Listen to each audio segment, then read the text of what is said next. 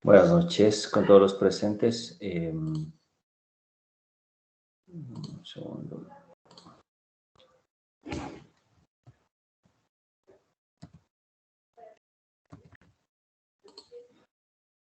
Por favor, me confirman si se puede ver las diapositivas. Buenas noches, doctor. No se puede observar. A ver, dame un segundo, por favor.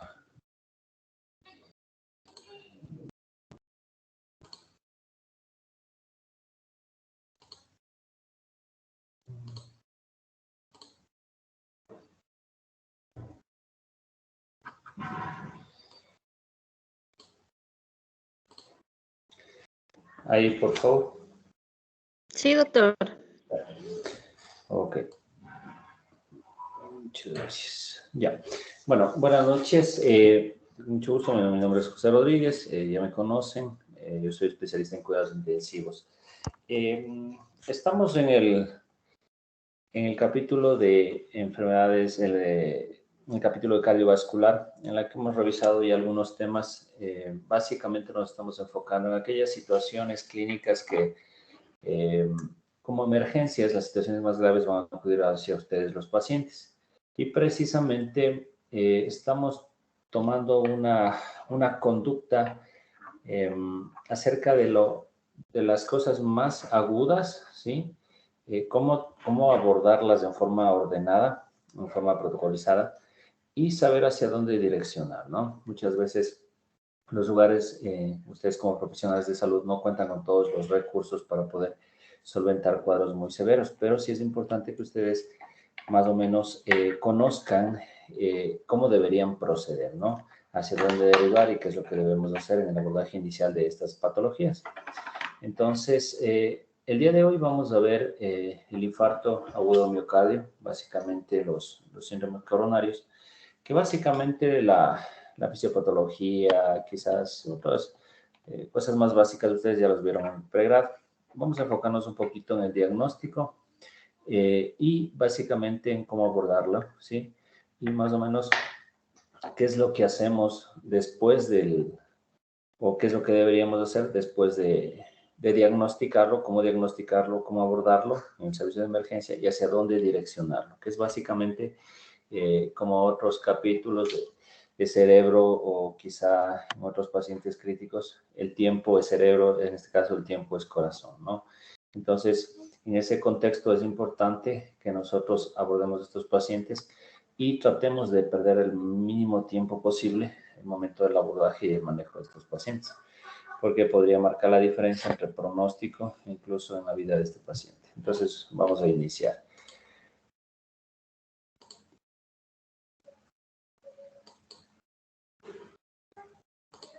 Ya. No sé si se pudo pasar a la siguiente diapositiva, me confirman, por favor. No. Ya, entonces, déjame, voy a pasar como las clases anteriores entonces. Ya. Ahí, por favor. Sí, sí. Ya, ok, gracias. Bueno, el infarto de agudo de miocardio es un evento clínico, ¿no? Que básicamente va a haber una disminución del flujo, ¿sí? Coronario al tejido cardíaco, que si este es sostenido va a terminar en necrosis, ¿sí? Va a terminar, obviamente las coronarias van a proveer de flujo sanguíneo y por ende la sangre va a llevar el oxígeno y nutrientes a los tejidos. Y si esta isquemia o esta falta de flujo sanguíneo es sostenida, va a terminar en necrosis, como en todos los tejidos, en todos los procesos de isquemia, ¿no? Entonces, básicamente, cuando tengamos este escenario, básicamente el contexto clínico para el diagnóstico va a estar inmerso en varias situaciones. Enzimas cardíacas, el contexto clínico, ¿sí? Cambios electrocardiográficos, puede estar asociado ya, de acuerdo a las guías, un componente de imagen, ¿sí? Y que incluso va a diferenciar entre eventos agudos o eventos ya anteriores. Entonces, todas esas facilidades actualmente ya las tenemos en el momento del abordaje de un paciente con un síndrome coronario agudo. Entonces, existen algunas definiciones y clasificaciones de la cardiopatía isquémica en general, ¿no? Básicamente los enfocamos como síndrome coronario agudo con elevación del ST, el síndrome coronario agudo sin elevación del ST y la angina estable. Básicamente son las entidades que nosotros debemos identificar o que las principales causas de consulta en el servicio, en este caso de emergencia, o quizá va a ser uno de los principales motivos que acudan a ustedes en busca de ayuda, ¿no? Entonces, básicamente, estos pacientes van a tener síntomas isquémicos que ya los vamos a detallar más adelante, ¿sí? Pero básicamente van a estar enfocados en un contexto clínico, la sintomatología, un electrocardiograma y marcadores bioquímicos que van a constituir el diagnóstico de estas enfermedades, ¿no? Y que básicamente van a terminar en una evidencia, si es que esta isquemia es sostenida, de lesión miocárdica, ¿no? Por una falta o suspensión de flujo permanente.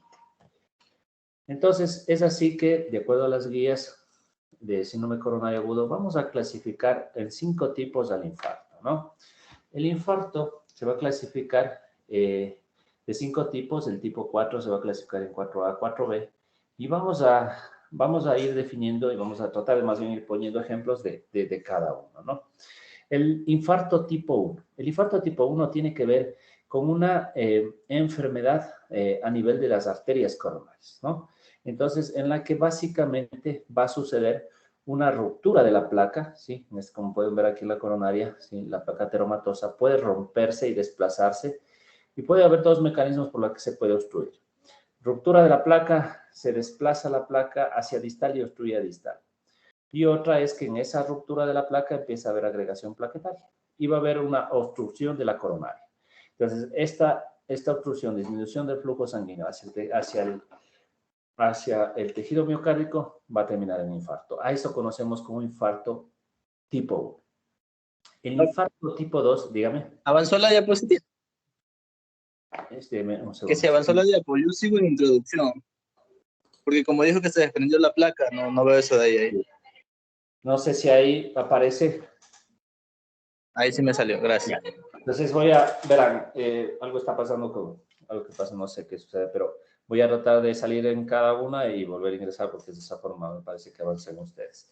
Bueno, entonces recapitulando, les decía que el infarto miocardio se clasifica de 5 tipos, ¿no? El cuarto tiene un tipo A y tipo B, que ya vamos a verlo, pero el tipo 1 les decía que la imagen que ustedes pueden ver en la coronaria, unos mecanismos fisiopatológicos que ocurre básicamente es una ruptura de la placa. Esta fractura de la placa hace que se desplace y embolice a distal y va a provocar la obstrucción.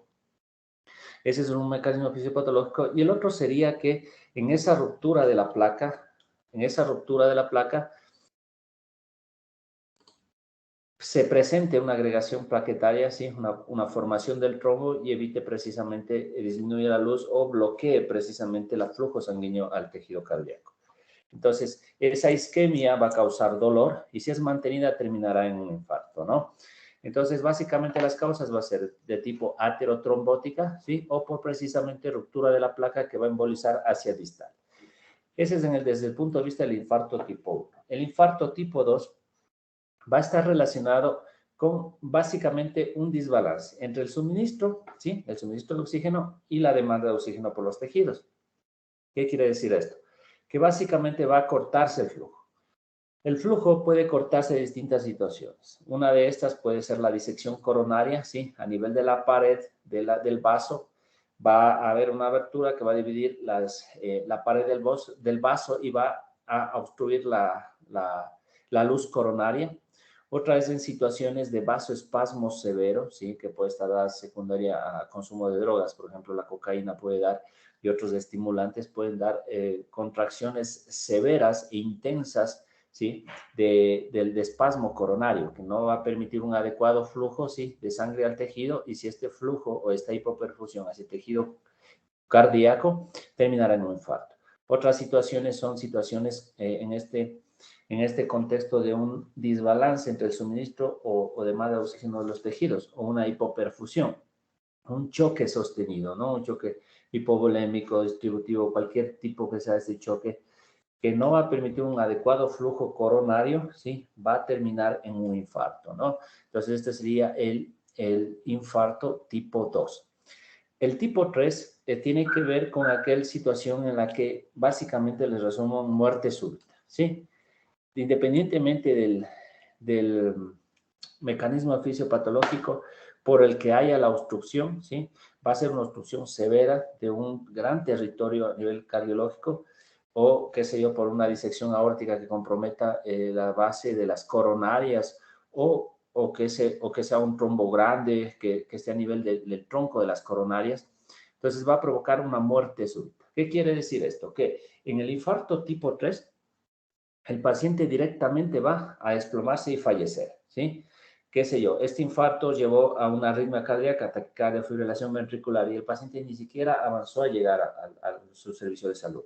Otra de las situaciones es que el paciente siente precordalgia, siente dolor precordial y se desploma y fallece, ¿no? Entonces, es aquel paciente que no se llega ni siquiera al diagnóstico, no se le puede hacer ni un electrocardiograma o en su defecto no se puede tomar la bioquímica, ¿no? La troponina en este caso. Entonces, este paciente falleció y básicamente diagnostican que el paciente falleció por un problema coronario en la autopsia, ¿no? Entonces, a eso se refiere el tipo 3. El tipo 4... El tipo 4 se clasifica, como les decía, en tipo A y 4A y 4B. Entonces, básicamente va a estar relacionado con el cateterismo cardíaco. ¿Qué quiere decir esto? Es postprocedimiento. En un paciente que diagnosticamos un síndrome coronario agudo, el ST, con supra-ST, ¿no? Y este paciente está en un lugar que normalmente lo que hacemos es en tercer nivel, ¿no? Yo tuve la oportunidad de formarme en la clínica Alciba y en este hospital nosotros cumplíamos, como dice el protocolo, puerta-balón, ¿no? El paciente estaba con dolor precordial cruzando la puerta y antes de los 90 minutos el paciente tenía que estar en la punción, ¿sí? Para el cateterismo cardíaco, ¿no? Entonces, eso es lo que se debe cumplir, así son los protocolos como se debe manejar un síndrome coronario agudo y en ciertas instituciones sí se las cumple, ¿no? Sí se las maneja. Pero bueno, lamentablemente en nuestro país la mayoría son lugares privados, ¿no? Que no todas las personas tienen acceso, pero ojalá algún momento eso cambie. Bueno, entonces en el ICP, en la cinecoronariografía, estos pacientes con síndrome coronario agudo ya se han hecho el cateterismo, les han colocado, qué sé yo, stents, y después, post procedimiento, ¿sí? En el tipo 4A, vamos a ver que va a haber un incremento de las troponinas, ¿sí? Es decir, el paciente va a empezar, si tuvo un basal de troponinas, va a empezar a incrementar. ¿Cuántas veces? Puede incrementar 5 veces la concentración de troponinas que tenía. Entonces, vamos a decir, nos va a haber la sospecha, conjuntamente con sospecha clínica, de nuestro paciente va a haber dolor precordial, puede haber inestabilidad hemodinámica y en el bioquímico vamos a ver incremento de las troponinas. Entonces, vamos a sospechar, como les decía, 5 veces el valor, ¿sí? Del que estuvo el basal del paciente y vamos a sospechar que el paciente se está reinfartando, ¿no? Se está volviendo a infartar, pero esto puede ser por distintas situaciones. Una de estas es el cateterismo cardíaco. El paciente, por distintas situaciones como complicaciones de este procedimiento, postprocedimiento, podría haber disección coronaria, ¿sí? Y de esa forma, obstruirse totalmente el flujo, aparentemente de un vaso que estuvo ya reparado, estuvo atendido, y se corta totalmente el flujo y el paciente va a terminar en infarto. Otra de las cosas puede darse por oclusión, puede embolizar distal o por otras situaciones en las que pueden obstruirse vasos, como casos epicárdicos, laterales o colaterales, ¿sí? Que fueron embolizados. Entonces, ese es el infarto, ¿sí? Post-ICP o post-cateterismo cardíaco, cinecoronariografía, ¿sí? En la que se colocó un stent, se abrió la arteria, se reparó en este caso ya un síndrome coronario agudo y posterior a eso se obstruyó el vaso. Entonces, es una complicación post-procedimiento, sí, del 4A. El 4B, ¿sí? Es también lo relacionado con postcateterismo cardíaco, en la que básicamente la fisiopatología es que se tapó el stent, ¿sí? Es decir, que la malla, ¿sí? O el dispositivo que abrió la arteria inicialmente culpable de la arteria coronaria que estuvo tapada en el síndrome coronario inicial por el que acudió a un procedimiento, se tapó, ¿sí? Se trombosó, formó un coágulo, embolizó distal y se tapó ese stent, ¿sí? Entonces, a eso es el tipo 4B. Normalmente el A y el B va a estar relacionado con postcateterismo cardíaco. El infarto tipo 5 va a estar relacionado con cirugía, ¿sí? Cirugía de revascularización miocárdica, es decir, la cirugía que va a colocar puentes coronarios. Normalmente en este vamos a hablar que para diagnosticar, decimos, tenemos un paciente que ha venido de postquirúrgico de cirugía cardíaca, en la que le realizaron una derivación, ¿sí? O una colocación de puentes coronarios, y a este nivel, ¿sí? El paciente post-cateterismo, post-procedimiento, post-cirugía cardíaca, empieza con dolor precordial, inestabilidad hemodinámica, incremento de troponinas. Y al hecho de haber manipulado en el procedimiento quirúrgico o en el ICP, puede el paciente ya presentar incremento de las troponinas. Pero si existe 1 o 2 veces el valor que estaba en los valores de troponina, no es significativo. Tiene que ser más de 10 veces, incluso se habla en otra literatura de 20 veces, ¿sí? El valor, ¿sí? Superior de troponinas en post-cirugía cardíaca. Entonces, ¿cuáles son los mecanismos fisiopatológicos para que este infarto tipo 5 se dé? Básicamente, va a ser situaciones en las que va a aparecer nuevas Qs. Si el paciente tiene dolor precordial, hacemos un electrocardiograma, vamos a ver nuevas Q patológicas que el paciente no tenía en electrocardiogramas previos. El paciente presenta dolor precordial, ¿sí? Y se lo lleva a hacer un cateterismo cardíaco. No terapéutico, sino más bien diagnóstico. Y mediante este cateterismo al paciente que se operó del corazón, podemos ver nuevas oclusiones, ¿sí? Oclusiones de otras arterias, que en este caso no se las diagnosticó previamente, o en su defecto, obstrucción de los nuevos injertos, ¿sí? Injertos o de los puentes que se colocó en esta cirugía. Entonces, en esos pacientes que se les obstruyen los puentes o hay obstrucción de nuevas arterias coronarias que anteriormente no tenía, significa que el paciente se infartó con un infarto tipo 5, valga la redundancia, postquirúrgico cardíaco, ¿no? O otra forma de diagnosticar el tipo 5 son aquellas situaciones en las que va a haber una pérdida, en este caso un ecocardiograma, va a haber pérdida de músculo cardíaco que previamente, en un ecocardio previo, era músculo viable, o en su defecto vamos a ver alteraciones de la motilidad o la movilidad del músculo cardíaco que orienten desde el punto de vista imagenológico, en este caso el ecocardiográfico, que sea de origen isquémico. Entonces, de esta forma hemos visto los 5 tipos, ¿sí?, de clasificación del infarto de miocardio.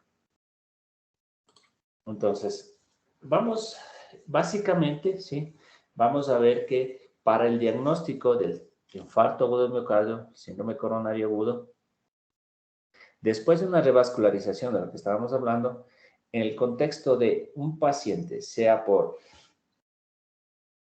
postcateterismo cardíaco o postcirugía cardíaca, va a mandar inicialmente el contexto clínico, ¿no? Entonces, después de una revascularización, tenemos que hacer un examen bioquímico. En este caso, las troponinas, la troponina I, ultrasensible o sensible, ¿sí?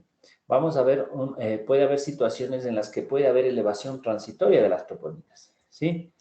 Y que inicialmente, ¿sí?, pueden estas traducirse en necrosis, aunque inicialmente puede estar el mecanismo fisiopatológico desconocido, sobre todo pos de estos procedimientos.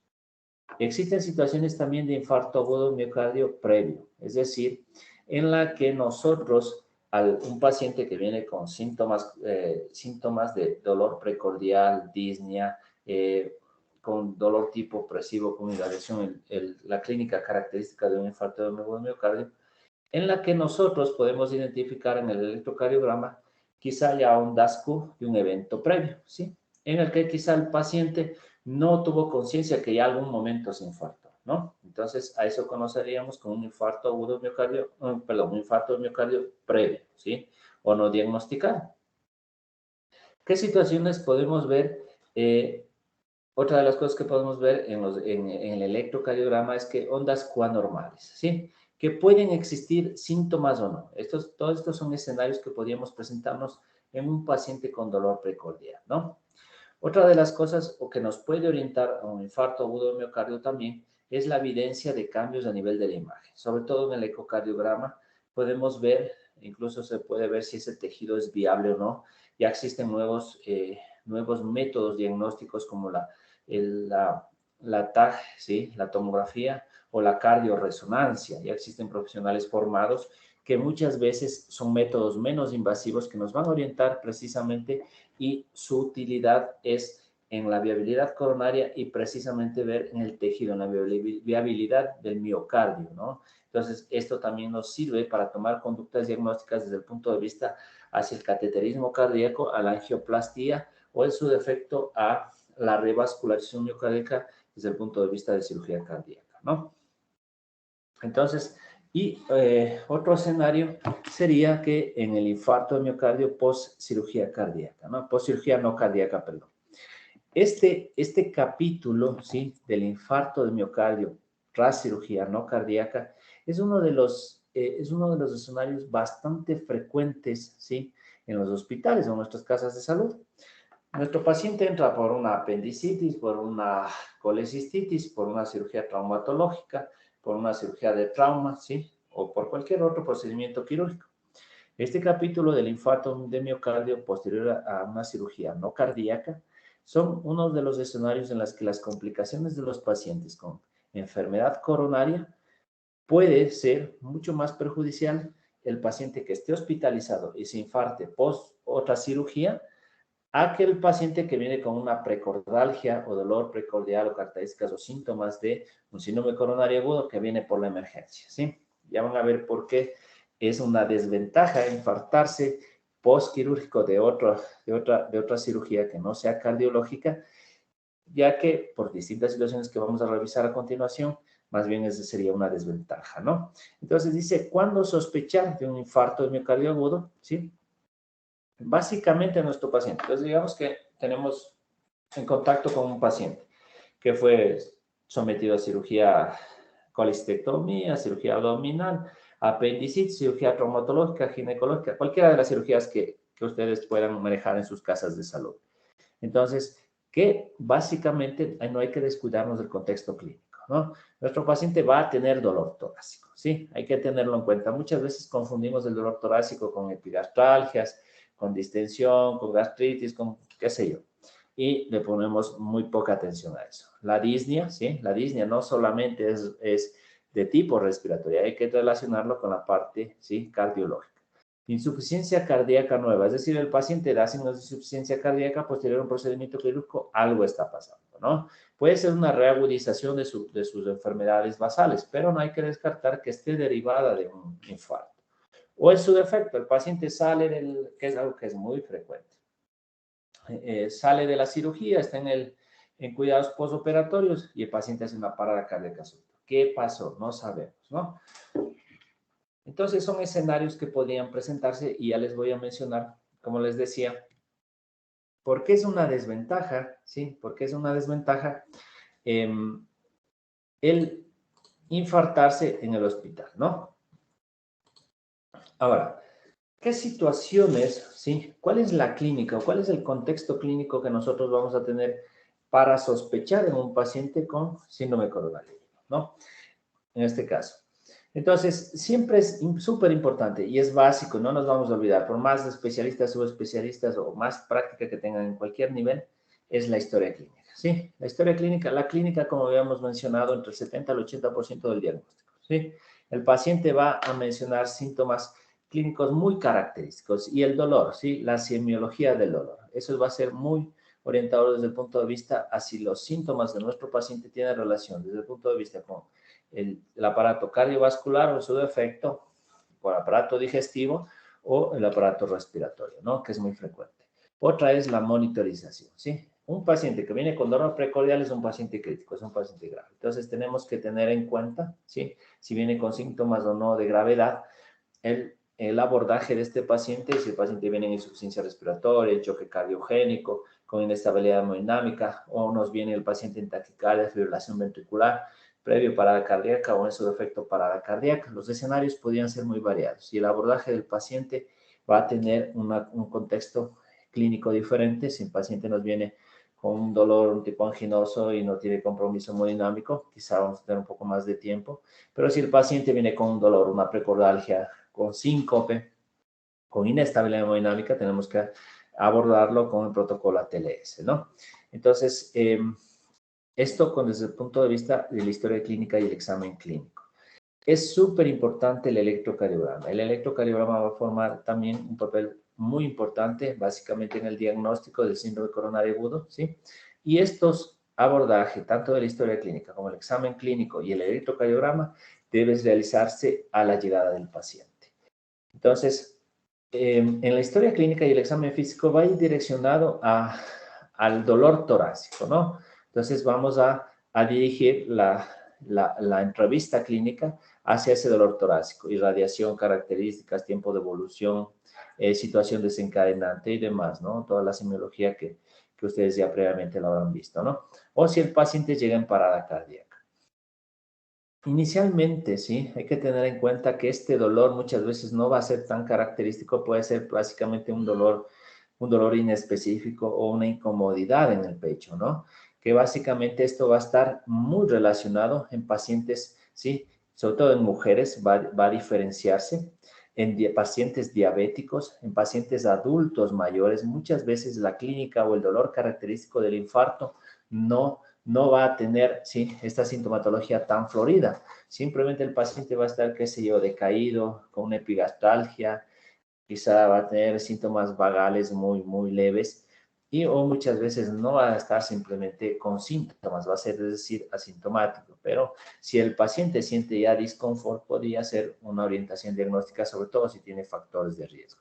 Entonces, la historia clínica del dolor torácico, tenemos que identificar e investigar factores desencadenantes, si el paciente estaba haciendo actividad física, si el paciente, qué sé yo, qué es lo que estaba haciendo, estaba en reposo en la mañana, ¿sí? Las características del dolor, ¿sí? Dolor tipo opresivo, con irradiación a mandíbula, a brazo izquierdo, a muñeca, del lado izquierdo, ¿sí? Que ya nos va a orientar a un síndrome coronario. La opresión en el pecho, ¿sí? Si es retroesternal, si tiene irradiación y el resto de semiología de la opresión o dolor precordial. Y las características, ¿sí? Síntomas vagales que este paciente pueda presentar, disnea, diaforesis, debilidad o ansiedad, acompañada a este dolor precordial.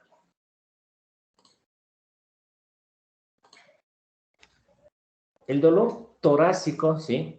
Va a ser uno de los dolores característicos, en este caso en el síndrome coronario agudo, que va a estar relacionado fisiopatológicamente y directamente con la isquemia, ¿sí? La falta de flujo sanguíneo hacia el tejido cardíaco.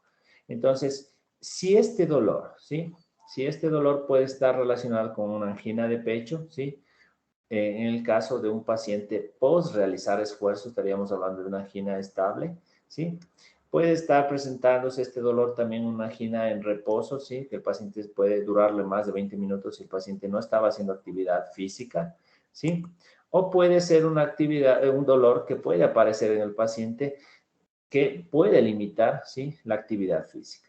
Es muy importante, ¿sí? Examinar, hacer un abordaje del examen físico del paciente, escuchar su corazón, ¿sí? Todos los focos auscultatorios, escuchar los pulmones, ¿sí? Ver si el paciente no está en edema agudo de pulmón, si no viene en insuficiencia respiratoria, si el motivo de consulta no es la disnea.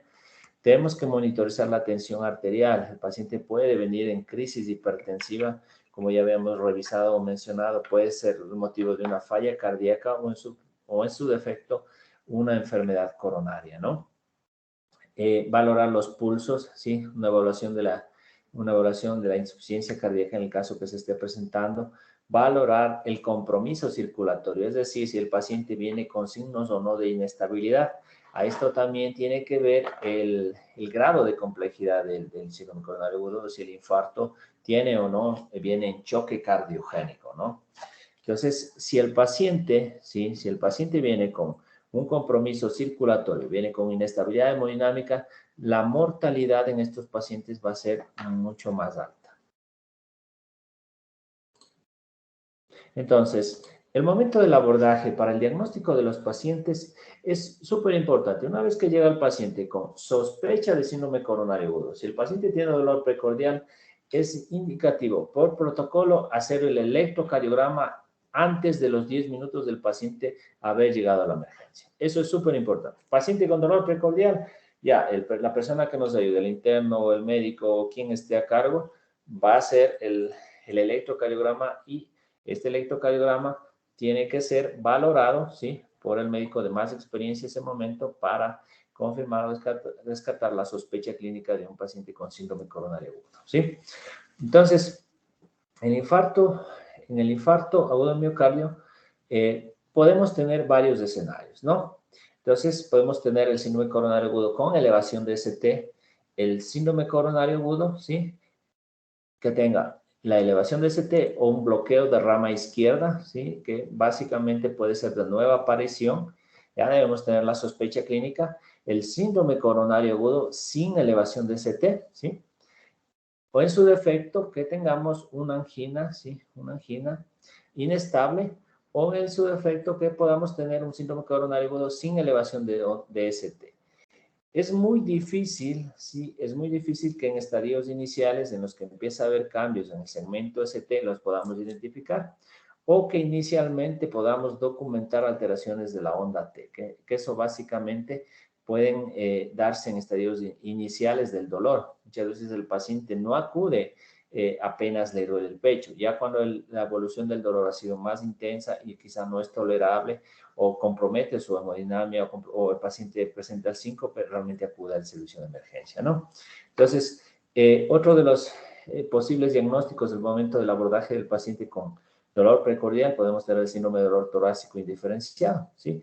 Es decir, que en el electrocardiograma no encontremos evidencia de un evento isquémico agudo. En el caso de encontrar elevación del ST, ¿sí?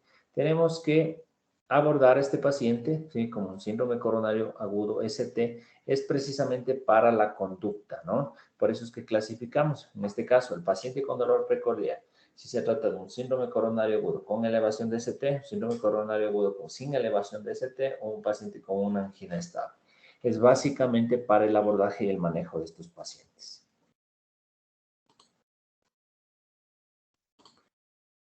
Entonces, inicialmente, sí, como les decía, un paciente que va a presentar cambios electrocardiográficos, que empieza con un dolor precordial, ¿sí? Si el momento que empieza con el dolor precordial, esto puede suceder en los pacientes que están hospitalizados. Sí se los puede hacer un electrocardiograma, sí, en forma oportuna quizá. Vamos a ver inicialmente, sí, una onda T hiperaguda, ¿sí? Eso sería uno de los principales cambios. O podemos ver el inicio de la elevación del segmento ST, ¿no? Vamos a empezar a ver que va a haber un incremento, ¿sí? De la onda, ¿sí?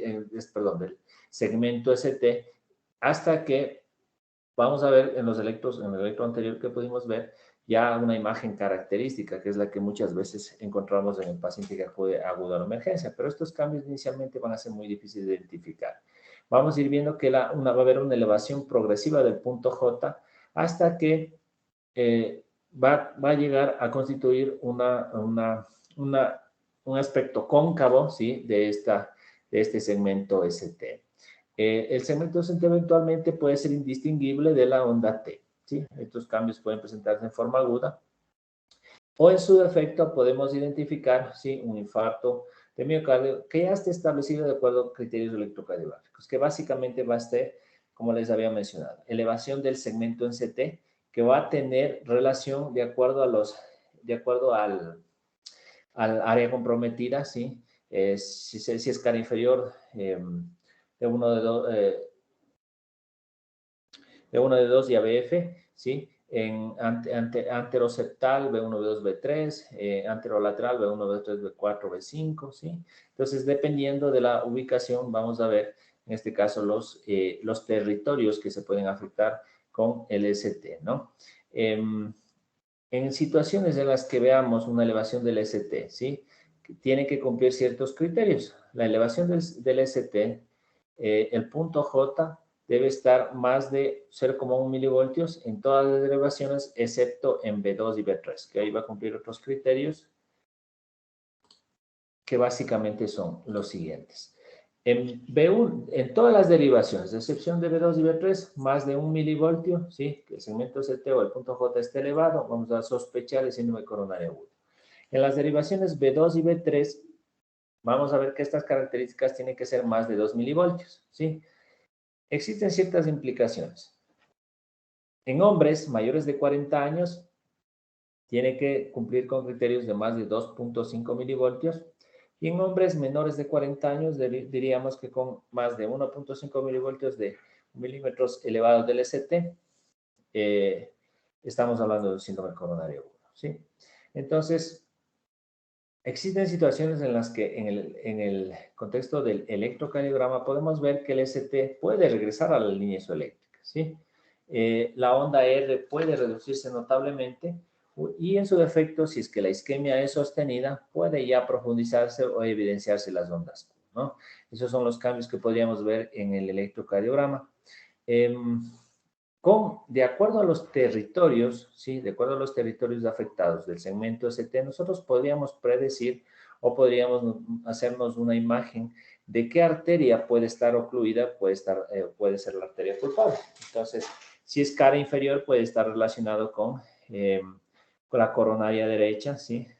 Si es la descendente anterior, puede estar relacionado con los anteroseptal, ¿sí? B1, B2, B3, B4, B5 o anterolateral extenso, ¿no? Entonces puede orientarnos a qué arteria puede estar comprometida.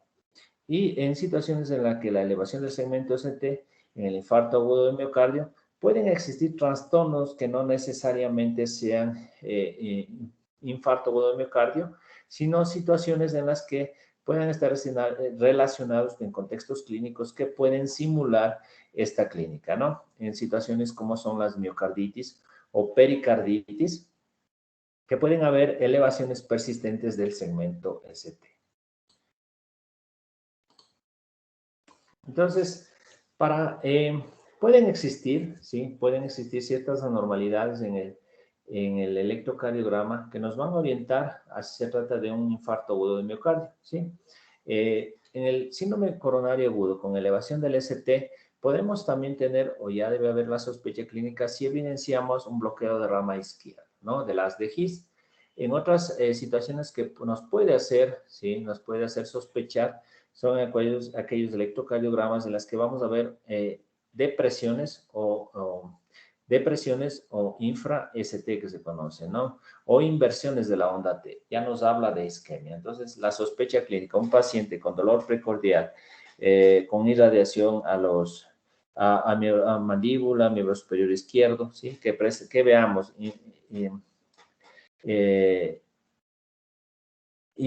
un infra-ST o ondas T invertidas, ondas T planas, de acuerdo al territorio que se encuentre, ya debemos sospechar de este síndrome coronario agudo no ST o de que el paciente esté sufriendo una cardiopatía isquémica, ¿no?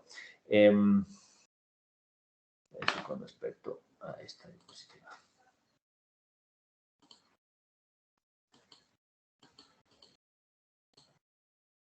Ya.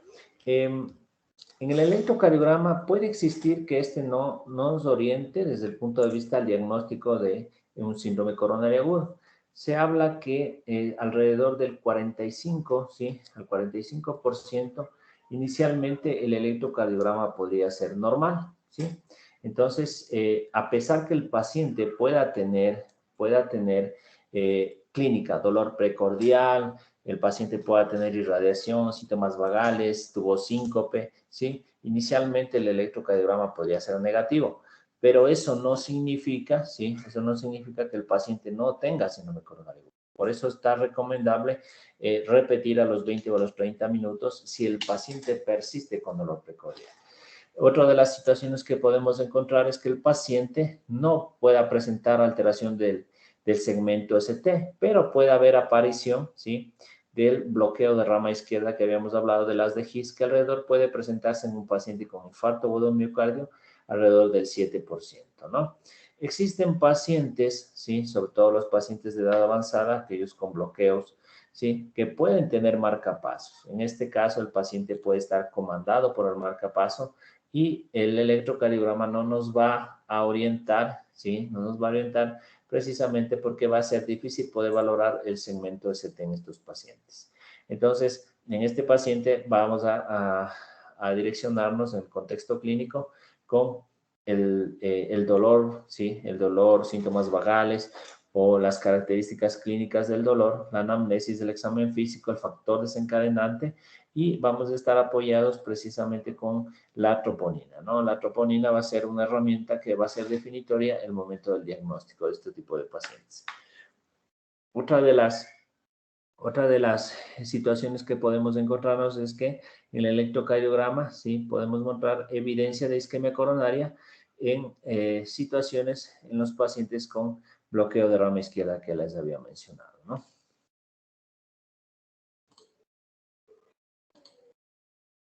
Ya. Pueden haber situaciones o escenarios clínicos en los que los pacientes pueden tener elevaciones crónicas de troponinas, ¿sí? ¿Cómo podemos diferenciar en estos contextos clínicos? Entonces, básicamente lo que podemos orientarnos en estos pacientes que pueden tener elevaciones crónicas de las troponinas, pueden ser situaciones en los pacientes con insuficiencia cardíaca, ¿sí? Una lesión cardíaca previa. En aquellos pacientes con insuficiencia renal, ¿sí? En este contexto clínico, pacientes intervenidos quirúrgicamente pueden tener elevación de las troponinas. ¿Cómo podemos darnos cuenta en el contexto clínico que estos pacientes pueden presentar un síndrome coronario agudo o pueden estarse infartando? Es precisamente variaciones en estos valores basales de las troponinas de estos pacientes, ¿no?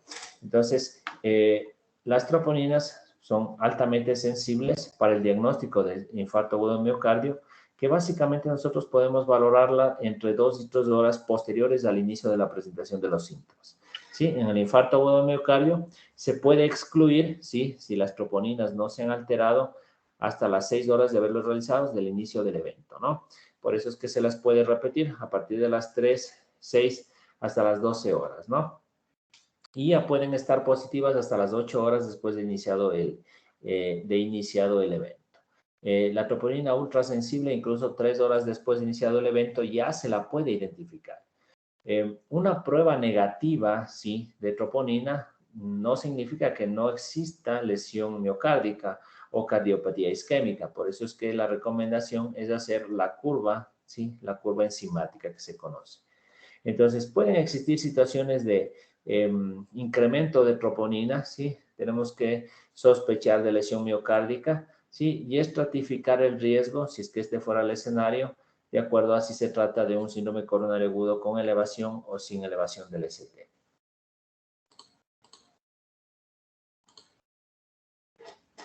Existen, como les manifestaba, otros escenarios en los que podrían asociarse a incremento de estos biomarcadores, sobre todo de la troponina I, que es criterio diagnóstico en el síndrome coronario agudo. Por ejemplo, en pacientes con insuficiencia cardíaca, ¿sí? Pacientes con arritmia cardíaca como la fibrilación auricular, que esté en una respuesta rápida, en situaciones de procesos infecciosos, inflamatorios, como son la miocarditis, en situaciones de cardiotoxicidad, ¿sí? Dadas por las antraciclinas, en situaciones de tensión subarendocárdica, miopericarditis, situaciones de sepsis, como les había dicho, pacientes renales o con pacientes con embolismo pulmonar, o en situaciones de síndrome aórtico agudo. Son estas situaciones, estos contextos clínicos podrían provocar una alteración de la troponina y podrían constituir un reto en el diagnóstico y sobre todo desde el punto de vista bioquímico para descartar o confirmar un síndrome coronario agudo. Entonces, lo que vamos a hacer, el momento de la medición inicial, en este caso de la troponina, vamos a hacer la curva enzimática que la podemos hacer, ¿sí? A las 6, 8, 12 o 24 horas. De acuerdo a eso podemos discernir si se trata o no de un síndrome coronario agudo, obviamente asociado a otros contextos clínicos, el electrocardiograma y el contexto clínico. Y pacientes que se presentan después pueden presentar alteraciones, en este caso de la troponina, o incluso se las puede identificar, como les decía, en la troponina ultrasensible a las 3 horas. Entonces, básicamente para el diagnóstico, sí, para el diagnóstico del síndrome coronario agudo, habíamos dicho que normalmente se manejaba 2 de 3, ¿no? Los criterios que básicamente es el contexto clínico, el electrocardiograma y en este caso el contexto bioquímico. Entonces, el infarto del miocardio va a caracterizarse por un aumento, ¿sí?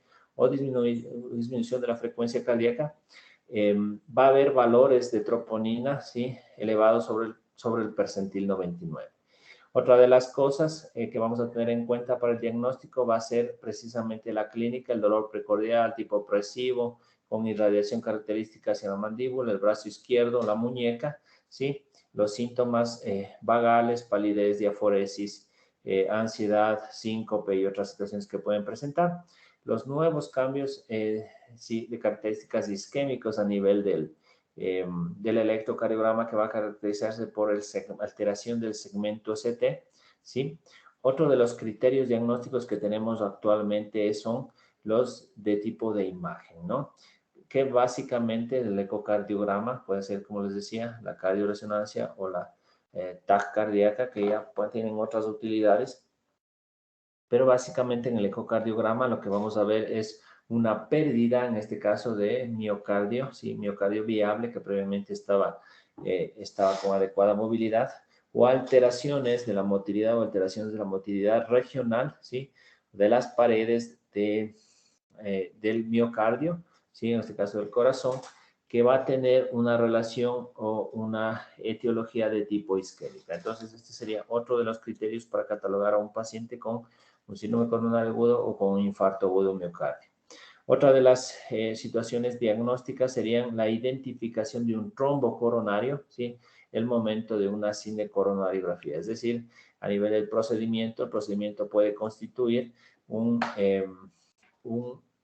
procedimiento diagnóstico y terapéutico, ¿no? El cateterismo cardíaco. Entonces, esto de lo que habíamos hablado, de los infartos tipo 3, básicamente, o el de tipo 4 también puede ser, en el que post-ICP puede estar el paciente con un infarto, ¿no? La demostración, otra de las situaciones es la demostración post-mortem, es decir, en la que el paciente sufrió una muerte súbita, en el paciente tipo 3, ¿no?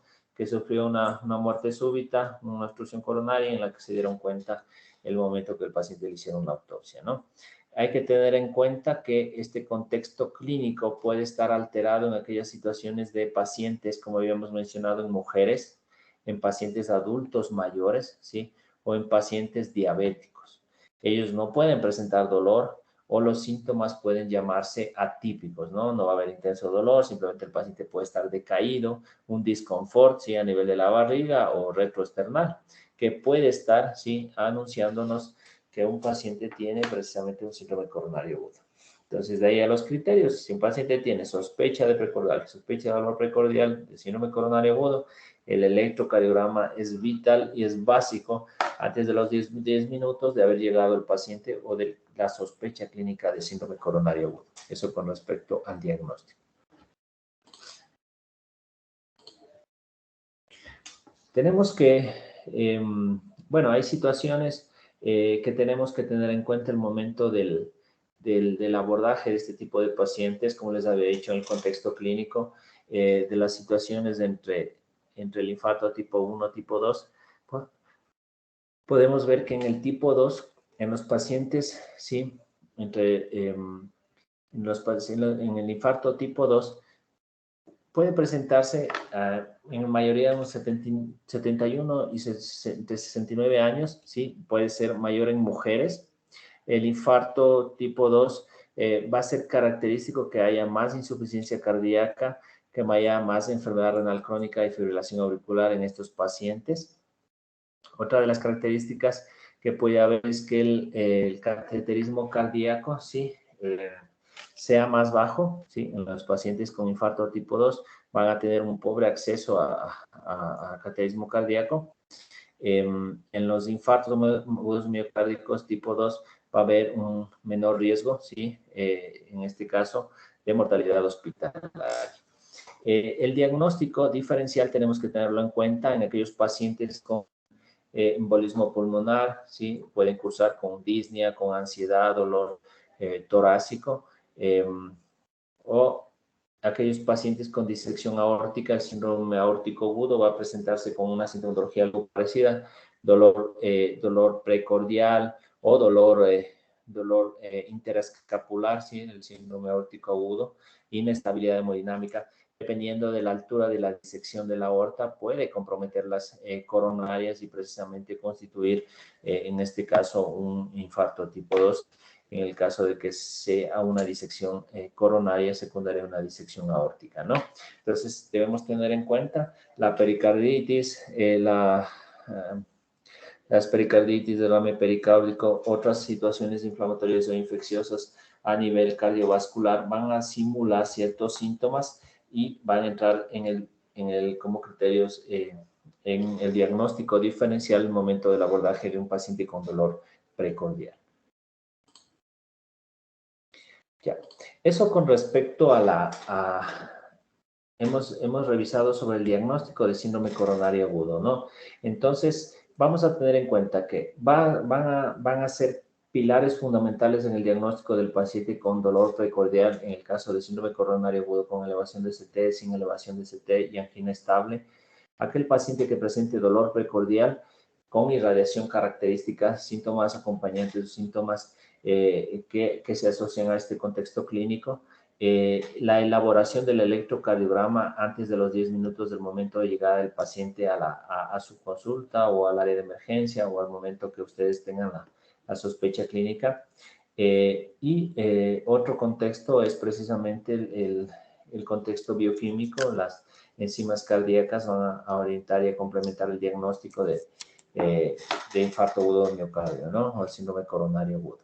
Y ahora actualmente se asocia ya el diagnóstico de imagen, ¿sí? En el que se puede evidenciar precisamente cambios en la viabilidad del tejido miocárdico o alteraciones de la motilidad de acuerdo al territorio y que tenga relación con un componente isquémico.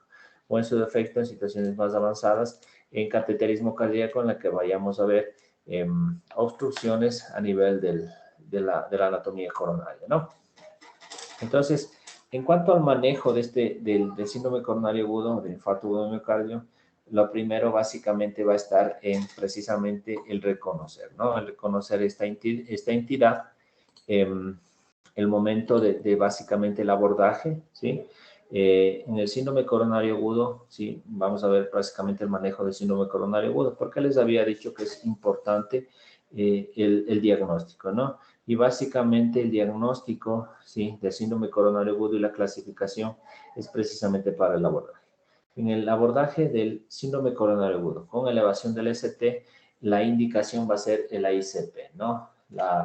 El cateterismo cardíaco percutáneo, que precisamente será diagnóstico terapéutico, a diferencia del síndrome coronario agudo sin elevación de ST, de acuerdo a la estratificación de gravedad, tendrá criterios de ICP, o en su defecto será el manejo del contexto clínico o incluso si se beneficiaría o no de trombolisis. Entonces, en ese contexto vamos a ver el abordaje del síndrome coronario agudo con elevación del ST. Entonces, el síndrome coronario agudo con elevación del ST después de un ingreso hospitalario, en este caso, no cardíaco, vamos a ver las diferencias que estos pacientes pueden presentar de lo que les mencionaba previamente.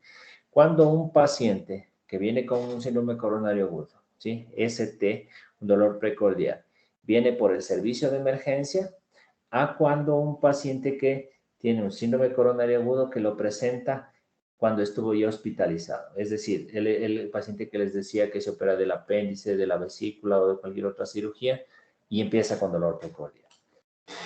Entonces vamos a ver las diferencias. Una de las características es que estos pacientes van a ser de mayor edad, van a ser más característicos en mujeres, ¿sí? Pueden ser más, van a tener mayor incidencia de hipertensión, enfermedad renal o enfermedad renal, enfermedad cerebrovascular, perdón, ¿sí? Y en este caso, el síndrome coronario agudo con elevación de CT que estos pacientes puedan presentar va a ser mucho más complejo, es decir, con inestabilidad hemodinámica, choque cardiogénico y mayor gravedad. Otra de las desventajas que va a tener un paciente que ya está hospitalizado por otro diagnóstico, ¿sí? Es que el diagnóstico de síndrome coronario agudo con elevación de CT va a ser más lento, ¿sí? Entonces, digamos que el paciente está con dolor abdominal, le operaron de la vesícula y lo que va a pensar quizá el personal que esté a cargo del paciente, una de las pocas posibilidades que más bien tenga un cuadro isquémico, ¿sí? Cardiológico, y va a atenderlo, manejarle el dolor desde otra perspectiva. Por eso es que el tiempo del diagnóstico va a ser mayor. Y otra de las desventajas es que el primer electrocardiograma se lo va a hacer mucho más o mucho mayor tiempo después de 10 minutos, que es la regla del momento del abordaje, ¿sí? El porcentaje que están dentro de realizar el electrocardiograma o el diagnóstico de estos pacientes va a ser mayor a 90 minutos, ¿no? A diferencia del otro paciente que viene con dolor precordial alrededor de la emergencia. La hospitalización inicial del paciente con síndrome coronario agudo, ¿sí? Puede estar relacionado por un proceso quirúrgico, ¿sí? O un proceso con insuficiencia respiratoria, o un paciente que tuvo, qué sé yo, una trombosis de un evento previo, ¿no? La ICP o la angiografía coronaria, ¿sí? Se va a realizar menos en los pacientes que ya están hospitalizados y por otra causa se presentan un síndrome coronario agudo. Quizá van a estar en un lugar de menor complejidad y el acceso o por la falta de sospecha clínica falta de diagnóstico de estos pacientes va a ser difícil que puedan ser llevados a un cateterismo cardíaco en forma oportuna, ¿sí? Estos pacientes, ¿sí? Al ser retardado el diagnóstico, retardado el manejo, van a tener una estadía significativa mucho más prolongada en relación de un paciente que venga por el servicio de emergencia, ¿no? Algunos estudios, en este caso 2 de 3 estudios, encontraron una supervivencia más alta en el paciente que acude al servicio de emergencia por un cuadro agudo de síndrome coronario agudo ST, a diferencia del paciente hospitalizado, ¿no? Y lo que les había dicho, existe una mayor mortalidad en los pacientes hospitalizados que hacen un cuadro de síndrome coronario agudo a elevación ST, a diferencia de aquellos que ya se encuentran hospitalizados. Esa va a ser la diferencia en el momento incluso de incremento de mortalidad en estos pacientes. Entonces, básicamente los principios generales, el momento del abordaje del paciente con síndrome coronario agudo ST va a tener básicamente varios objetivos. Uno de los principales va a ser el alivio del dolor. El paciente que viene con una isquemia miocárdica va a presentar dolor. Y uno de los objetivos del manejo va a ser el control del dolor. Otro va a ser el control o manejo hemodinámico en el caso que exista alguna descompensación, ¿sí? Otro de los objetivos que debe primar es precisamente la ICP, ¿no? La cinecoronariografía, al que va a tener que ser sometido este paciente, o la fibrinólisis, dependiendo del tipo de paciente o el tipo de centro donde se encuentre. Otro de los objetivos va a ser que reciba este paciente el tratamiento antitrombótico, ¿sí? O para evitar la retrombosis, ¿sí? En este caso del vaso. Otra va a ser el abordaje, ¿sí? Antes que el abordaje, más bien el manejo con beta bloqueantes para disminuir la isquemia recurrente o la presencia de arritmias, ¿sí? Básicamente también vamos a enfocarnos en el tratamiento, ¿sí? de la terapia complementaria posterior al cateterismo cardíaco o a la apertura de la arteria culpable en el momento del síndrome coronario agudo. Otro de los aristas en el manejo del paciente con síndrome coronario agudo con ST es la terapia con estatinas, y vamos a tener en cuenta también la anticoagulación. El momento del paciente que venga con síndrome coronario agudo, sabemos que el paciente que llega con síndrome coronario agudo debemos darle dosis de anticoagulación. Al tener una sospecha de infarto, ¿sí? Tenemos que darle anticoagulación hasta que el paciente se pueda realizar cateterismo cardíaco. Obviamente teniendo las implicaciones desde el punto de vista de si es un paciente renal o el contexto clínico de nuestro paciente, de acuerdo a las dosis de anticoagulante. Entonces, existen algunos escenarios, ¿sí? En la que podemos tener pacientes con elevación transitoria del segmento CT. ¿A qué se refiere esto? Se habla que entre el 5 y el 25%, el 5 y 25% de los pacientes que acuden con dolor precordial pueden presentar un electrocardiograma, ¿sí? Que puede normalizarse los síntomas y normalizarse el ST antes del cateterismo cardíaco, ¿no? Es decir, ¿qué quiere decir esto? Que el paciente que viene con dolor precordial, alrededor del 5 al 25%, que inicialmente tuvo un supra-ST o tuvo dolor precordial, antes de ir al ICP, se den los síntomas. A esto se conoce como una elevación transitoria del segmento ST, ¿no? Entonces, en estos pacientes se los puede catalogar que tuvieron un evento transitorio, o en su defecto que puedan haber tenido un infarto de miocardio pequeño, ¿no? Entonces no va a tener mayor implicación desde el punto de vista clínico ni hemodinámico, ¿sí? Pero eso no descarta que puede repetirse el evento. Por eso es importante y tienen indicación estos pacientes de ser estudiados. Cuando en un paciente con síndrome coronario agudo, ¿sí? ST es el momento óptimo de repercusión. Sí, existen mucha información, pero este ensayo, uno de los más grandes, el PRACIENT, habla que si se hace un paciente que tiene un infarto agudo de miocardio, se le hace un cateterismo cardíaco a las 24 horas, el riesgo es mucho más alto de complicaciones que de un paciente que pasadas las 72 horas va a tener un mayor riesgo relacionado con el intervencionismo, ¿sí?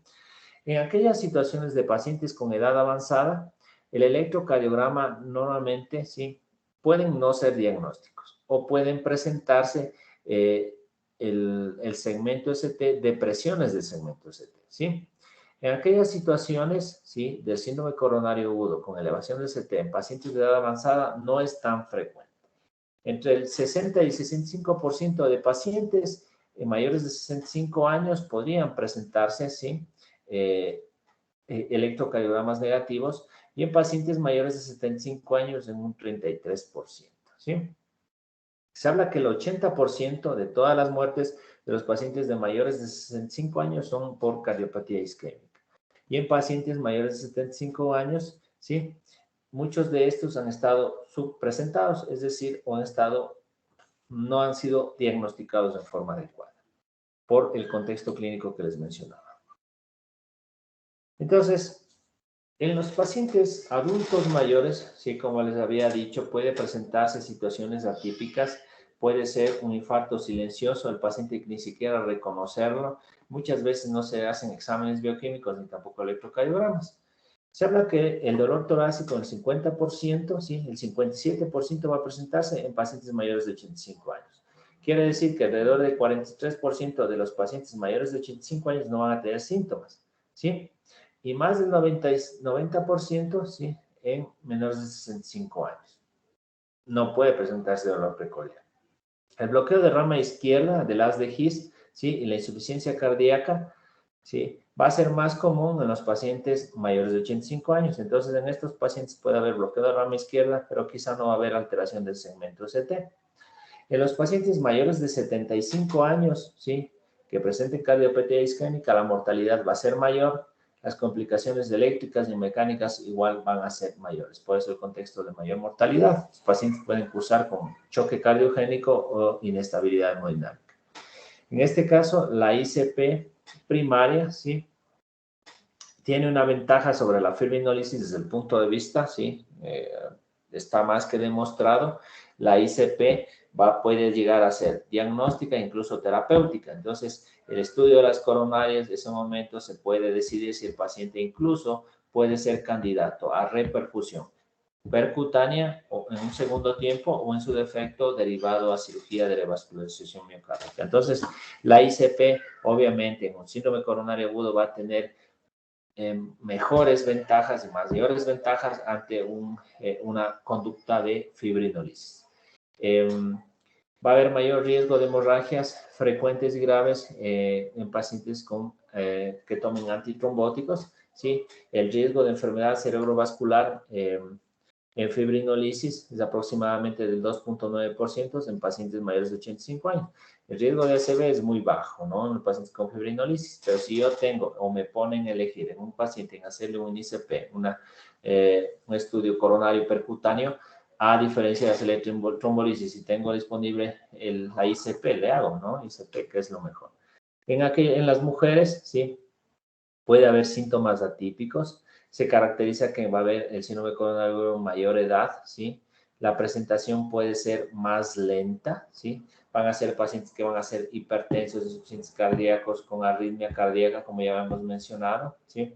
Puede haber, la fisiopatología sería de tipo 1, ruptura aguda de la placa, lo que habíamos dicho, un infarto agudo miocardio, y puede estar relacionado con disección aórtica en mujeres en edad periparte, mujeres jóvenes, ¿no?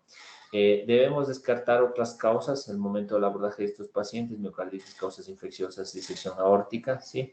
En aquellos pacientes con hábitos tóxicos, ¿sí? Asociada a cocaína, los espasmos cerebros, los infartos tipo 2 que habíamos mencionado, pueden dar, ¿no? Espasmos muy severos que pueden simular un cuadro de síndrome coronario agudo. En este caso de los pacientes con hábitos tóxicos, consumo de cocaína, las benzodiazepinas se deben dar de forma oportunamente y también se deben usar los beta bloqueantes para disminuir la vasoconstricción severa que estos pacientes pueden presentar. En los pacientes con posible trombosis del stem, la mortalidad hospitalaria puede ser mayor, ¿sí? En relación a los pacientes con una placa rota, ¿no? Es decir, de un paciente con un infarto tipo 1 a relación de un infarto con un paciente con infarto tipo 4. Entonces, la evaluación inicial de un paciente con síndrome coronario agudo debemos de hacer un adecuado triaje, ¿no? Un adecuado triaje del paciente con dolor precordial y una estratificación del riesgo, ¿sí? Debemos realizar el electrocardiograma antes de los 10 minutos de llegada del paciente. Debemos ver la clasificación, ¿sí? Una clasificación aguda. Debemos distinguir la otra sintomatología acompañante, la hemodinamia, ¿sí? Si tiene un compromiso respiratorio o de la circulación. En este caso, si es un paciente grave, deberemos abordarle, va con el protocolo ATLS, ¿no? Si el paciente presenta hipoperfusión sistémica, si el paciente está en choque cardiogénico, ¿sí? El abordaje de este paciente ya va a ser diferente y el manejo que este paciente ya se lo va a realizar de forma agresiva. Debemos ver si el paciente, ¿sí? Si nuestro paciente está con no hipoxemia y solventar las necesidades de oxígeno de nuestro paciente. Otra de las cosas que tenemos que tener en cuenta en el momento del abordaje del paciente con síndrome coronario agudo, ST, es precisamente la redundancia, la presencia de arritmias ventriculares, porque muchos de estos pacientes pueden estar en arritmias ventriculares, puede ser la causa del choque, ¿sí? Choque cardiogénico, y pueden llevar a precisamente a terminar en un desenlace fatal. Ustedes saben que la taquicardia ventricular y fibrilación ventricular van a terminar en parada inminente cardíaca, ¿no? Entonces, eso debemos tener en cuenta en el momento del abordaje de estos pacientes. Debemos tener en cuenta, sí, la estratificación del riesgo, que va a tener relación básicamente con una adecuada historia clínica, el examen físico, el electrocardiograma, cuál es la extensión de la afectación, si existe el segmento ST o en su defecto ya está establecido el infarto. Puede tener relación con el X de tórax, de acuerdo al estrategia de Killick-Kimball, ¿sí? La terapia de reperfusión, en este caso, va a ser la indicación en el síndrome coronario agudo ST. Para hablar de pacientes con alto riesgo, podemos mencionar pacientes de edad avanzada, pacientes que estén con inestabilidad hemodinámica en choque, ¿sí? Con taquicardia o en arritmia cardíaca, pacientes con insuficiencia cardíaca, ¿no? Por eventos isquémicos previos, tenemos que valorar el riesgo TIMI, ¿sí? O el riesgo de mortalidad hospitalaria. Se recomienda que en aquellos pacientes con criterios de ICP o de reperfusión sean llevados, ¿sí? a un lugar de mayor complejidad para que puedan precisamente solventar y darle soporte hemodinámico y el soporte terapéutico a este tipo de pacientes, a un centro especializado básicamente. Entonces, vamos a ver precisamente el manejo. Una vez que ya hemos diagnosticado síndrome coronario agudo ST, ¿sí? ¿Qué vamos a hacer? Vamos a darle una monitorización de nuestro paciente dependientemente de la gravedad, ¿sí? Una monitorización hemodinámica, ¿no? El nivel de oxígeno, vamos a garantizar accesos intravenosos, ¿sí? Vamos a aliviar el dolor de este paciente, a soportar la hemodinamia, ¿sí? En el caso que nuestro paciente esté en un lugar de menos complejidad, haremos fibrinólisis, pero la indicación es la ICP antes de los 90 minutos, ¿sí? Podemos dar ciertos ansiolíticos en el caso que lo amerite. En el oxígeno, solo vamos a dar oxígeno a nuestros pacientes que estén desaturando.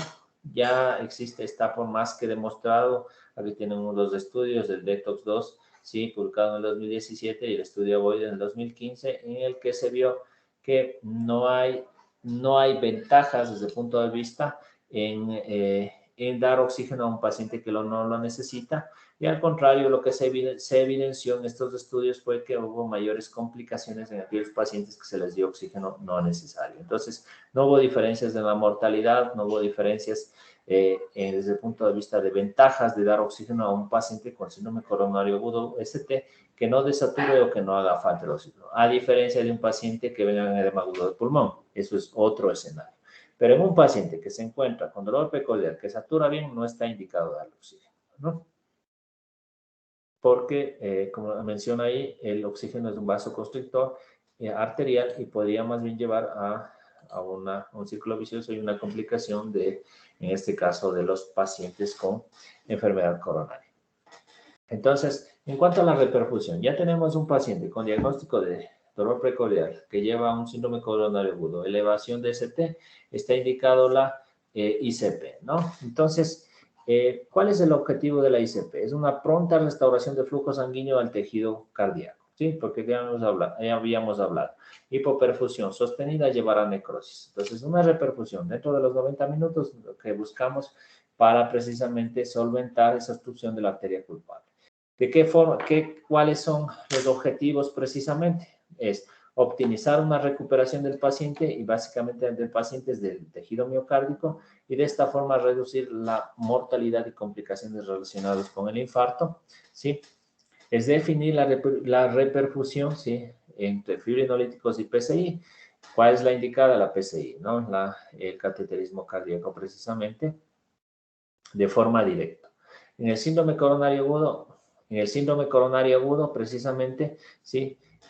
Debemos direccionar a los pacientes a unidades de mayor complejidad para que precisamente tengan disponible cateterismo cardíaco y sea solventado, en este caso, ¿sí? La obstrucción de la arteria culpable. Se debe hacer dentro de las 2 horas posteriores al inicio de los síntomas, ¿sí? Y se puede iniciar, si están en un lugar de menor complejidad, la terapia fibrinolítica y después transferir al paciente para que se haga el cateterismo cardíaco. Si el cateterismo cardíaco, ¿sí? No se puede realizar en menos de 90 minutos, sería esa indicación. En aquellos pacientes que tengan síntomas que duren 2 o 3 horas, se debe transferir porque se beneficiarían de cateterismo cardíaco, ¿sí?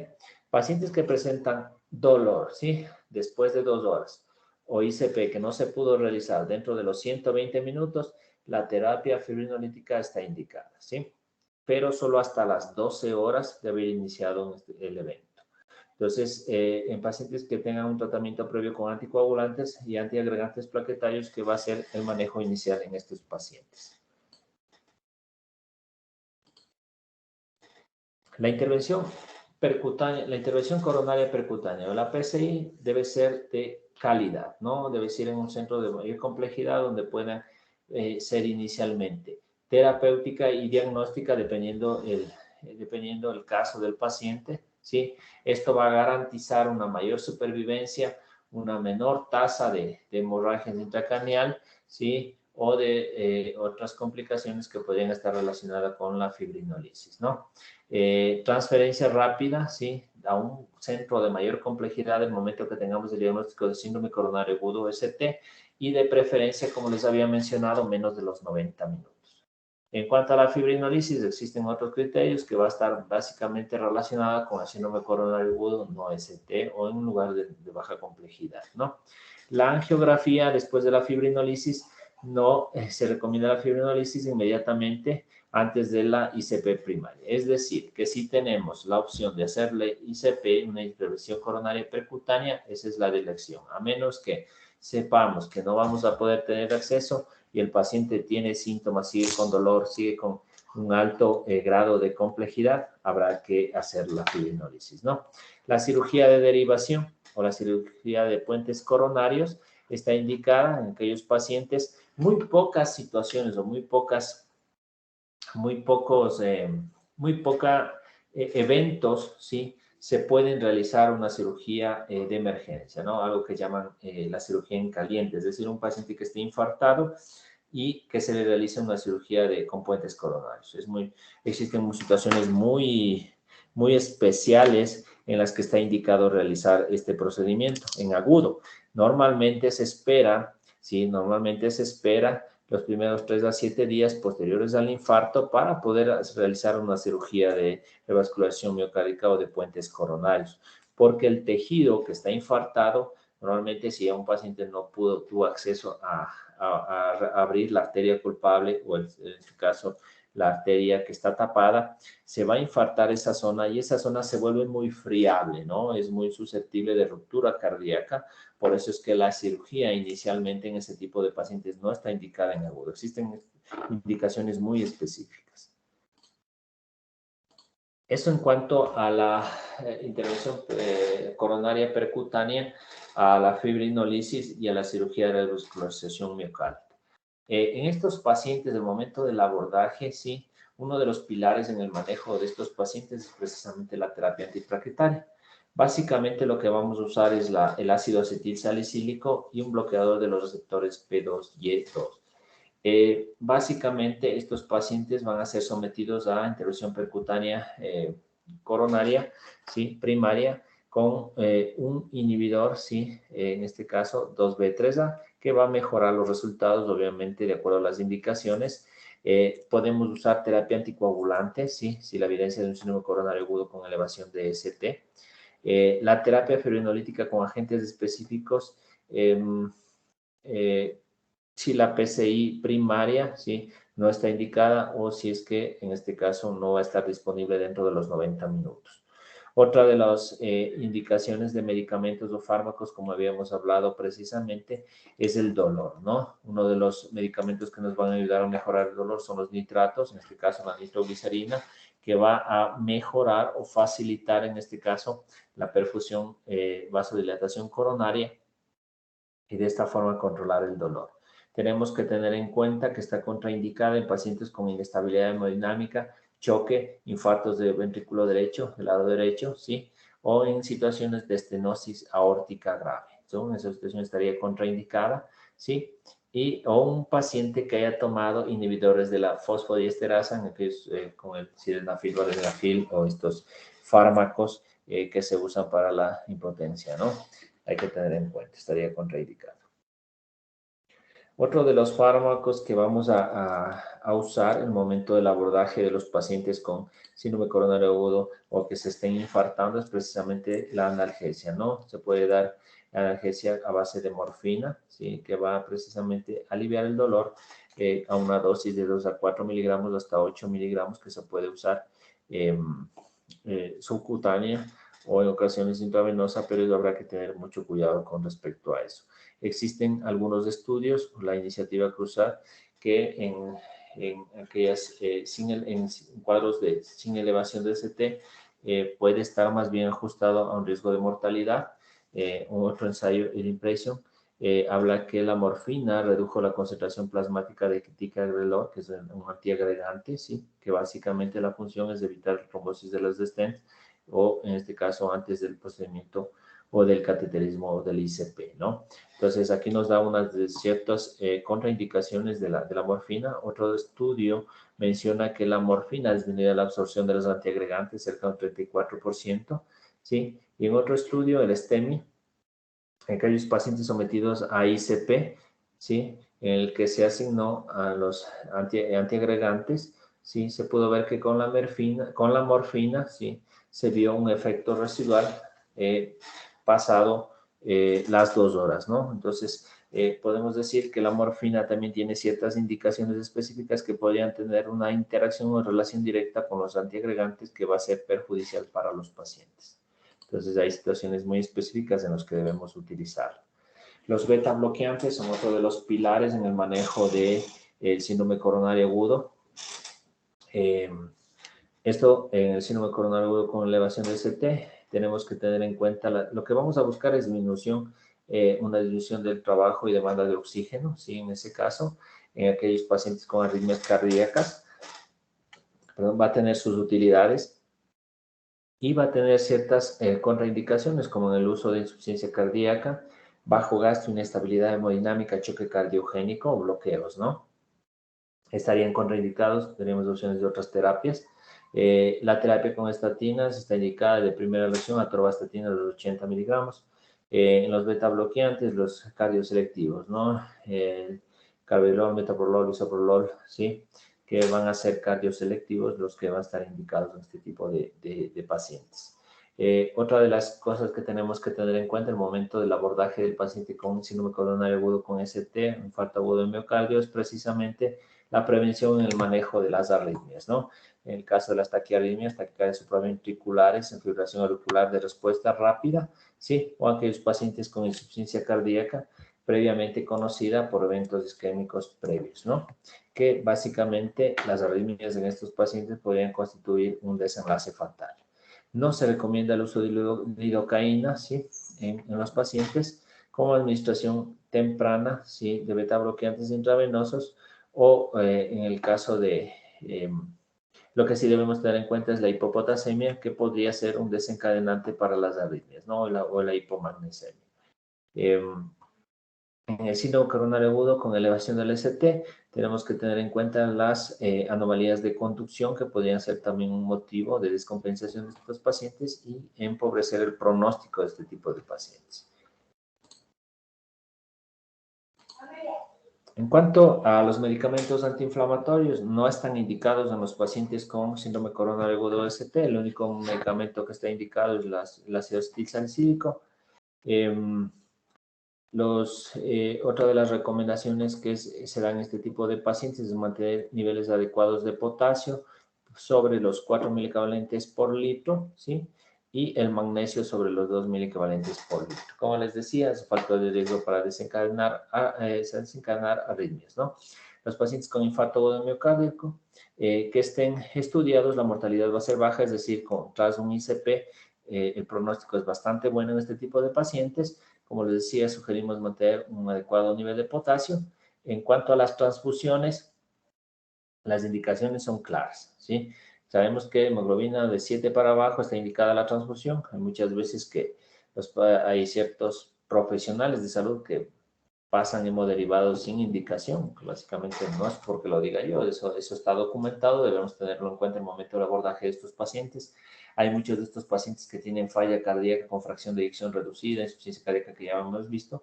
Mucho volumen puede constituir un factor perjudicial para el pronóstico de estos pacientes.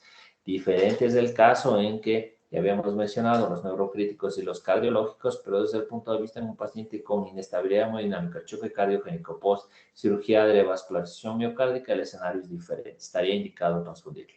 Pero en un paciente que post-cateterismo, que se resolvió la arteria, se abrió la arteria culpable, se restituyó el flujo sanguíneo coronario y el paciente tiene una hemoglobina de 8, 8,5, no estaría indicado transfundirlo, ¿no? Ya, existe ciertos estudios que han recomendado a manera de usar una combinación de glucosa, insulina y potasio de tipo intravenosa, ¿no? Existe un estudio pequeño que evidenció que aparentemente esta combinación, ¿sí? Iónica provocaba un mecanismo, un soporte metabólico protector al tejido lesionado miocárdico, ¿no? Que iba a disminuir las frecuencias de arritmias y la extensión de la afectación, ¿no? El ensayo CREATE Immediate, esos fueron los que supuestamente sostuvieron esta teoría, pero ya se vio que hubo diferencias y no hubo una adecuada sustentación en cuanto a los parámetros clínicos y metodológicos que se hizo estos estudios, así es que no está recomendado.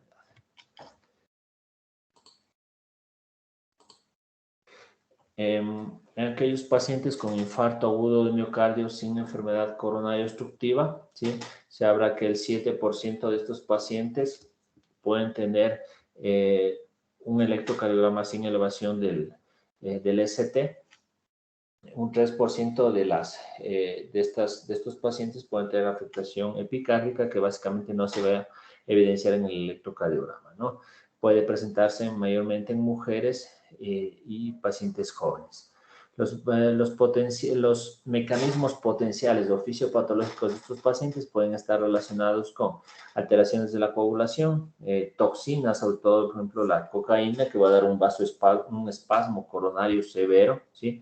Enfermedades de colágeno, embolias, miocarditis, que podrían llevar una hipoperfusión a nivel coronario, ¿no?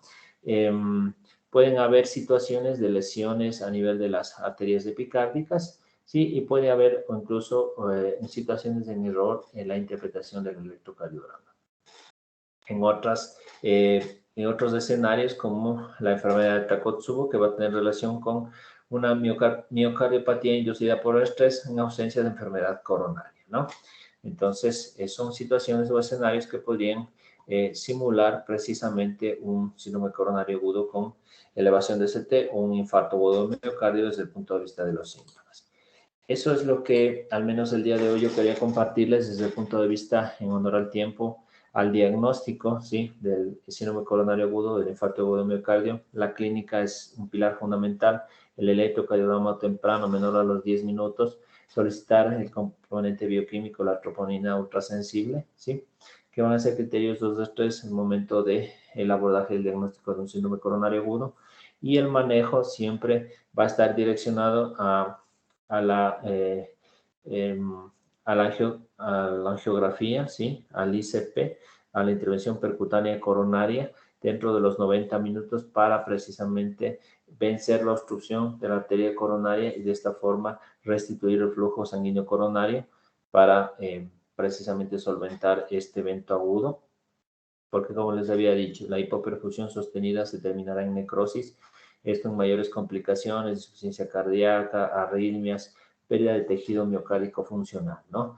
Tenemos ya otros criterios diagnósticos como son los de imagen, que básicamente van a estar relacionados con tejido miocárdico viable, ¿sí? Alteraciones de la motilidad de acuerdo a los territorios que estén relacionados con de origen isquémico, ¿no? Entonces, este sería otro de los criterios para el diagnóstico de síndrome coronario agudo y como les había dicho, la fibrinolisis estaría indicada en aquellos pacientes que no se disponga de síndrome coronario, del ICP, perdón, de intervención percutánea coronaria percutánea, o en su defecto, aquel paciente con síndrome coronario agudo sin elevación de CT con criterios de gravedad, o en aquel paciente que presente que esté en agudo o que presente sintomatología precordial que no ceda a las terapéuticas antes mencionadas.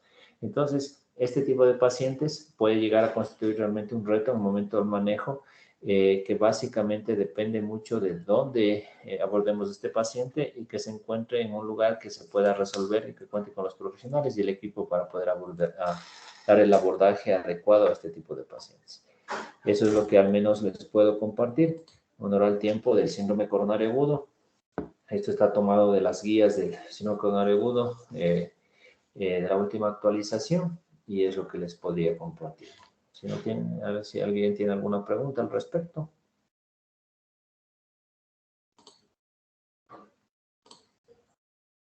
Si no hay preguntas, muchas gracias por la asistencia. Que tengan buena noche. Gracias, doctor.